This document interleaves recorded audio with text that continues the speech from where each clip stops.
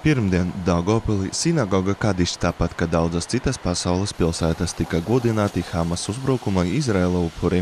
Tas notika 2023. gada 7. oktobrī. Šī teroristu uzbrukuma rezultātā tika nežēlīgi nogalināti vairāk nekā 1200 izraeliešu, un 242 cilvēki tika sagūsti kā ķilnieki. Papildus Izraēlas civiliedzīvotāju slepkavībām bija arī daudzi Hamas vardarbības gadījumi pret neaizsargātiem civiliedzīvotājiem. Tā bija parasta diena, un pēkšņi man jautā: Rīva, vai tu zini, kas notiek Izrēlā? Tad es saku skatīties mēdījus, piezvanīju saviem cilvēkiem Izrēlā, un viņi man visu pastāstīja. Protams, tas bija šoks. Kādēļ tas viss? Mūs vienmēr ir situši, jo mēs esam ebreji. Bet nekas nav pazudis. Vienīgais, kas tagad mēs esam stiprāki.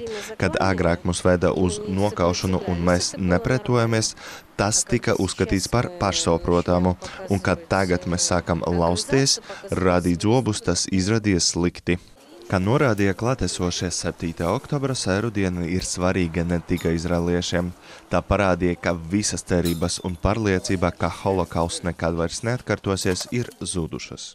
To, ko mēs redzam šodien, tā ir situācija, kad Izrēlā kaut kas notika un izskatās, ka ebreju nav tik žēl.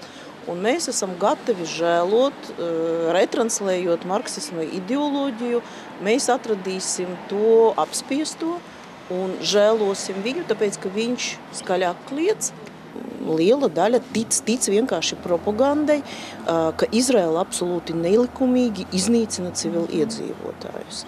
Ja, kur mēs vilksim robežu, kas ir civiliedzīvotājs un kas bija starp tiem, kuri iebruka Izrēlā, un kas bija starp tiem, kuri 7. oktobrī toreiz un arī šodien priecājas un atzīmē šo datumu kā lielus svētkus. Šajā tautai traģiskai sapju un asaru pilnā dienā piemiņas pasākuma Daugavpilī dalībnieki pievienojas līdzīga pasākuma dalībniekam Rīgā, kurā piedalījās Izraēlas vēstniece Latvijā Sandra Simoviča, ārlietu ministra Baiba Braža un citas augstas valsts amatpersonas un Rīgas ebreju kopienas pārstāvji.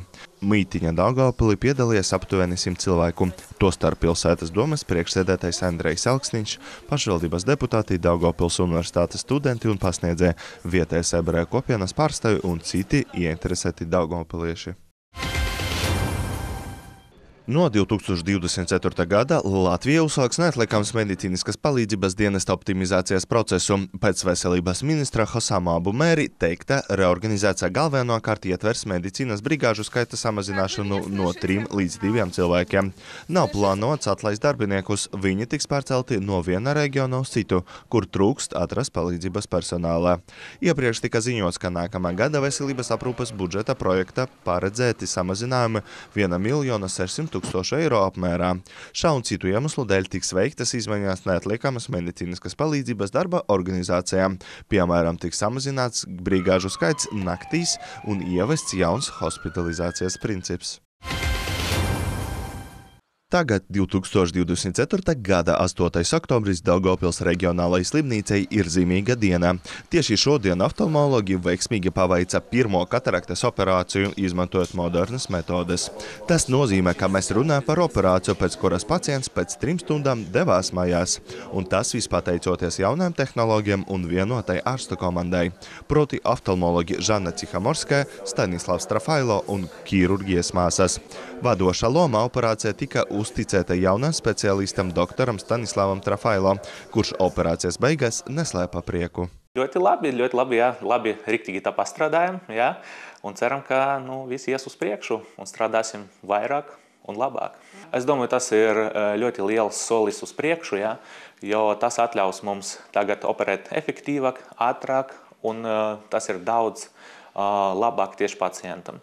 Jo pacients tagad pacients var vispār nepalikt slimnīcā, uzreiz pēc operācijas iet mājās un nodarboties ar savām lietām. Ja? Un tas būtiski samazina visu to procesu ilgumu, ja? Un principā jā, tas ir daudz teiksim, tā visefektīvākā metode pieejama pasauli šodien, ja? Kā mēs varam operēt to kataraktu ātri un efektīvi.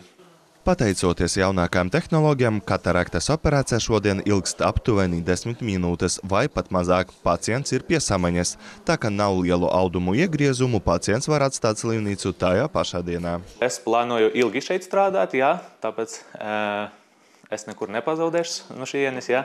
Es strādāšu šeit tālāk, jā, un plānoju attīstīt oftalmoloģiju Daugavpilī. Reģionam un DRS patiešām ir paveicies ar speciālistiem. Viņi ir tur un ir gatavi strādāt. Tagad tas ir atkarīgs no pašiem pacientiem. Un tagad svarīga informācija. Atšķirībā no citām medicīniskām procedūram, kataraktas operācijām DRS ir pietiekamas kvotas. Tas nozīmē, ka operāciju apmaksās valsts. Šobrīd līdz gada beigām mums ir palikuši drusku vairāk par 2,5 mēnešiem. Mēs esam pieejami valsts kvotas ietvaros. Vidēji dienā mēs šobrīd varam izoperēt 11 pacientus. Tā ir valsts finansējuma nauda, ko mēs esam saglabājuši, lai sagaidot jauno speciālistu, doktori Trafailo. Un šodien kopā oftalmoloģijas speciālisti veica šo pirmo operāciju. Tā ir ļoti nozīmīga diena gan priekš slimnīcas, gan priekš pacientiem. Viennozīmīgi. Lai pierakstītos uz kataraktas operāciju, jums ir nepieciešams oftalmologa nosūtījums. Starp citu, ārste Žana Cihamirska un ārsts Stanislavs Trafailo arī pieņem ambulatoriju. Jūs varat pierakstīties Centrālās pilsētas poliklīnikas registratūrā. Ar moto "Mīlestība ir iedvesmas spārni" 3. oktobrī aizvadīts skolotāju dienai veltīts pasākums, godinot Augšdaugavas novada pedagogus un pateicoties par viņu ikdienas darbu. Sveicot skolotājus viņu profesionālajos svētkos, Augšdaugavas novada pašvaldības domes priekšsēdētāja pirmais vietnieks Aivars Raščevskis uzsvēra, ka pedagogi savu sūtību ir veltījuši dižai misijai būt skolotājam. Un jums vienīgajam ir tāda privilēģija, ka jūs dodat bagātību savu, atdodot citiem. Un šīs bagātības ir zināšana. Un šīs zināšanas nevar ne pazaudēt, ne atņemt. Tā ir vislielākā bagātība. Tāpēc paldies, ka jūs mums esat, paldies, ka jūs atdodat sevi, lai audzinātu, skolotu, iedvesmotu, rādītu piemēru mūsu bērniem, tātad mūsu nākotnē. Arī šogad skolotājiem tika pasniegta balva Gada pedagogs vairākās nominācijās. Nominācijā Spožais starts balvu saņēma Špoģu vidusskolas mūzikas skolotāja Valērija Pagodina. Nominācijā Iespēju spārni balva pasniegta Medumu iespēju pamatskolas speciālās izglītības skolotājai Irinai Lisjonakai. Nominācijā Ideju ģenerators balvu saņēma Naujenes pirmsskolas izglītības iestādes Rūķītis pirmsskolas skolotāja Jeļena Vahurševa. Nominācijā Iedvesma izaugsmei balva pasniegta Zemgales vidusskolas bioloģijas skolotāja Jadvigai Babkovai. Nominācijā Drošais plecs balvu saņēma Augšdaugavas novada sporta skolas brīvās cīņas sporta treneris Andrejs Andrijanovs, bet nominācijā Sirds devums Sventes vidusskolas direktors Aleksandrs Sibircevs. Apsveikumu un pateicības vārdus skolotājiem veltīja Augšdaugavas novada pašvaldības izpilddirektors Pēteris Dzalbe. Man tiešām paties prieks, ka Augšdaugavas novadā ir izcili skolotāji, kuriem mēs visi kopā varam pateikt paldies. Vēlreiz gribu apsveikt visus skolotāju dienā un novēlēt izturību un vēlreiz izturību. Tās iespējas, kuras mums ir, mēs mēģinām saglabāt katru skolu, mēs mēģinām saglabāt skolu vistuvāk bērnam, un lai arī mums ir pirmskolas izglītības iestādes ar 8 bērniem Subotē un ar 8 bērniem Medumos, tomēr viņām tur ir jābūt, jo tur ir izcili skolotāji, tur ir bērni un tur ir izglītība. Tāpēc paldies par to darbu, ko jūs darāt. Balstoties uz skolēnu un vecāku vērtējumu, šogad tika pasniegta balva Lieliskākais pedagogs, ko saņēma 18 skolotāji. Turpinot vairāku gadu tradīciju, Augšdaugavas novada pašvaldība piešķir pedagogiem darba kvalitātes materiālās stimulēšanas balvu. To šogad saņēma 50 novada skolotāji. Pasākumā tika sumināti arī 8 nopelniem bagāti skolotāji, kas nu ir devušies pelnītā atpūtā. Viņu vidū arī Špoģu vidusskolas skolotāja Valentīna Ivanova, kura pasākumā saņēma arī Latvijas izglītības un zinātnes darbinieku arotbiedrības pateicības rakstu par ieguldījumu skolēnu izglītošanā. Valentīna Ivanova pedagoga darbam veltījusi 42 gadus. Pirmās darba gaitas uzsākusi Nautrēna vidusskolā, vēlāk 14 gadus veltījusi pedagoga darbam Višķu tehnikumā un līdz pensijai nostrādāja Špoģu vidusskolā. Lielākais gandarījums ir tad, kad tu redzi bērnu acīs interesi, ka tu spēj viņus aizraut un ka viņi gūst kaut kādus panākumus, pārvar savas bailes. Man ļoti patīk tas Zentas Mauriņas teiciens, uzdrīkstēties ir skaisti. Un saviem skolēniem es vienmēr esmu to atgādinājusi. Galvenais, varbūt tu kaut ko dzīvē nesasniegsi, bet tu esi uzdrīkstējies, tu esi kaut ko darījis. Un, protams, ka ne no pirmās reizes, bet tev sanāks noteikti. Lai arī darba cēliens skolā ir noslēdzies, skolotāja nevēlas likt punktu, bet gan daudz punkti, kas viņai kā latviešu valodas skolotājai nozīmē, ka ceļš vēl turpinās. Viņa gandarīti noraugās, ka novadā nāk strādāt jauni pedagogi un vēl viņiem strādāt no sirds. Ja dari, tad dari no sirds. Varbūt negaidi, ka tev uzreiz pateiks to paldies vai kaut ko. Dari ar sirdi, ar mīlestību, un tev sanāks. Augšdaugavas novada izglītības pārvaldes vadītāja Janita Zerakovska atzīst, ka jaunais mācību gads iesācies ar pozitīvām emocijām. Tieši pirms skolotāju dienas tika sadalīta mērķdotācija pedagogu algām. Protams, kā katru gadu arī šogad ir ļoti, ļoti daudz jauninājumu. Un lielākais jauninājums ir jaunā vērtēšanas sistēma. Mēs mēģinām to apgūt, mācamies, izglītojamies, cenšamies. Ceram, ka mums izdosies.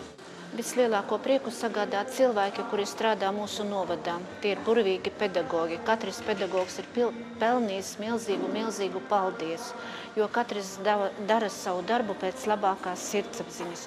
Un jāsaka milzīgs paldies mūsu pedagogiem, ka viņi paliek mūsu novadā, ka viņi brauc uz mūsu novada skolām, ceļ zināšanu kvalitāti, uzlabo mūsu skolēniem un iegulda visu savu darbu, gan gatavojot olimpiādēm, gan pētnieciskajiem darbiem, gan zinātniskajiem darbiem, gan dažādiem konkursiem. Arī šodien jūs redzējāt apbalvoto vidū, bija daudz mūzikas skolotāju un deju skolotāju.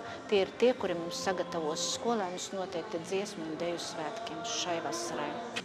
Un gribas novēlēt, lai visiem novada pedagogiem pietiek gribas strādāt mūsu novadā, lai viņos visos saglabājas cerība un ticība un mīlestība, lai viņi visi redz, ka ir viņu darba augļi. To, protams, viņi redzēs pēc kāda laika, ka viņu skolēni būs sasnieguši labus rezultātus.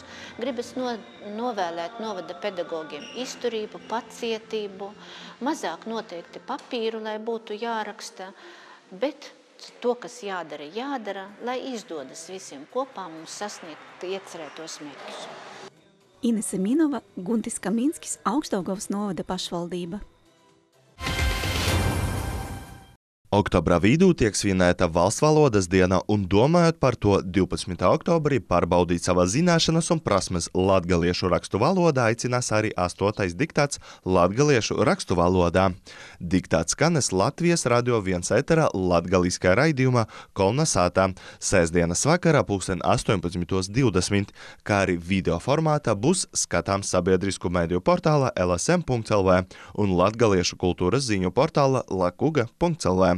Diktāta tekstu šoreiz lasīs aktieris, mūziķis un pasākumu vadītais Kristaps Rasims, kurš ir vairāku latgaliešu radio iestudējumu mākslinieciskais vadītājs.